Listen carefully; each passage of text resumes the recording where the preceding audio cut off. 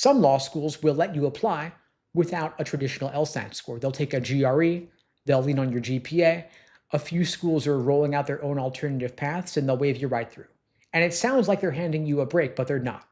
I want to walk you through exactly who that break, so-called break, actually helps, because it's not you. Now, quick disclosure before I dig in here. I sell LSAT prep, of course, so take what I say with a grain of salt. Check the numbers yourself. Now, test optional sounds like access, though. Less pressure, a fewer hurdle, a friendlier admissions process. For the law school, dropping the test requirement widens the pool of people who will apply. More applications, more deposits, more tuition. That's the school's reason. It's a fine reason for the school. But when you apply without an LSAT score, you've walked into a negotiation and thrown away your best card, because a strong LSAT score is not just an admissions ticket, it's money. It's the single thing that schools pay for. So I'm going to explain to you why they pay for it, because once you see this, the whole optional framing falls apart. Schools live and die by their reported LSAT medians. US News still counts a school's median LSAT in its rankings formula. It's only 5% of the score, but at the top, these schools fight over tenths of a point, so protecting that number is worth real money to them. So schools use scholarship money to buy high scores to pull their medians up and to hold their spot. A student who walks in with a score above a school's median is worth real money to that school, and the school will discount tuition, sometimes heavily, to land them.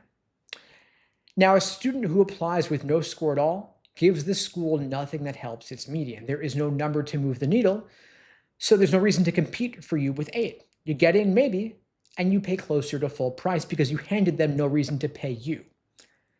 So optional for the school means optional for whether they have to give you a dime. Now, the people most drawn to the no test path are usually the ones most worried about the cost of law school in the first place. And so the applicant trying hardest to avoid the debt is the one skipping the exact thing that buys the debt down. It's backwards, and the framing is built so you never even notice. And you want to be careful with the GRE specifically, because a school taking the GRE isn't the same as a school paying you for your GRE score. Their whole machine built around scholarships and rankings is built around the LSAT median. And so even where the GRE gets you admitted, it won't pull in aid the same way a strong LSAT score does, because a GRE doesn't move the number the school's graded on, which is the LSAT. So in other words, getting in the door and getting in discounted are two different things. The LSAT is the one that does both. Now, some schools have their own in-house alternative, some test or assessment they cooked up so you can skip the LSAT and apply straight to them. Think about what that does. It locks you into that one school because their homemade test doesn't travel anywhere else. You can't shop it, you can't compare offers. You've just handed a single school your whole application and given up every other school's scholarship money in the process. A strong LSAT score does the reverse. It's one number sent to every school on your list, each one bidding for you. And it helps to know why this is happening at all. This is the most competitive application cycle in over a decade. Applications are up 25% over the past few years, one of the biggest jumps in 2 decades. When that many people are fighting for seats, a school widening their door with an alternative path is the fastest way for them to pull even more bodies into the pool. And so when they say they're removing barriers for themselves. They're boosting up their applicant count. They want more volume. So imagine 2 applicants, same GPA, same schools on their list. One here's test optional, takes the easy road, applies based on the GPA, no LSAT score. The other spends a few months, takes the LSAT, posts a score above the median at most of these schools. The same schools respond totally differently.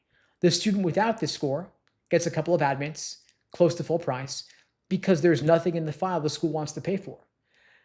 The student who took the LSAT, scored above the medians, gets the same admits plus scholarship offers because their LSAT score props up the medians and the schools are competing over that applicant. One walks away with tens of thousands of dollars in scholarship money that the other student left on the table by taking the optional door. So tens of thousands of dollars in scholarships is years shaved off your loan payments, the difference between graduating with a balance you can carry on a new lawyer's salary and one that you can't. Now, an essay can't replace that. A great personal statement is nice, of course, but no admissions officer gives you scholarship dollars because of your essays. Those don't factor into the US News rankings. They'll move money for an LSAT score, though, because that changes their reported stats. The score is what has the impact. Now, if you've got a truly exceptional record or a specific program that genuinely doesn't weigh an LSAT score, fine, look into it. I'm not saying to not do that. But for the overwhelming majority of applicants, skipping the LSAT closes the one door that pays you. Now, the schools are not villains here. They're playing the rankings game that they're stuck in. Optional sounds like freedom, but it works like a toll booth you didn't know you were paying because the cost shows up as aid that you never got offered. And you can't miss money you never saw. So treat the LSAT not like a hurdle or a barrier, but as the highest paid few months of work available to you in this entire process. A strong LSAT score is the one thing that gets you in and gets you paid to attend at the same time. For every law school on your list, find the LSAT median in the 509 report. If you can score above it, you're in scholarship territory. You apply without the LSAT score, you're throwing that away. Now, for any law school selling you the no test path, ask them one direct question. Ask them, will going test optional affect scholarship consideration? Now, watch how they answer that, because in a lot of places, the honest answer is the money follows the number. If you have no number, you get no money. Then do the math on what a strong LSAT score is worth to you in dollars, in scholarship money over 3 years. That is the real payoff. Your GPA is probably locked by this point. You can't change the rankings game. But whether you walk into these negotiations with the one thing they'll pay for is entirely up to you. And if you get burned here, it's not because you're lazy. It's because you took a pitch that sounded generous at face value, you skipped the score, then you paid full price as a result. Don't take the optional door because it's easier in the short term. It will cost you big time in the long term. Go for the score because it's the door that's going to pay you long term. And if you want my help getting your LSAT score up, getting into better schools, getting more scholarship money, I'm here to help you out.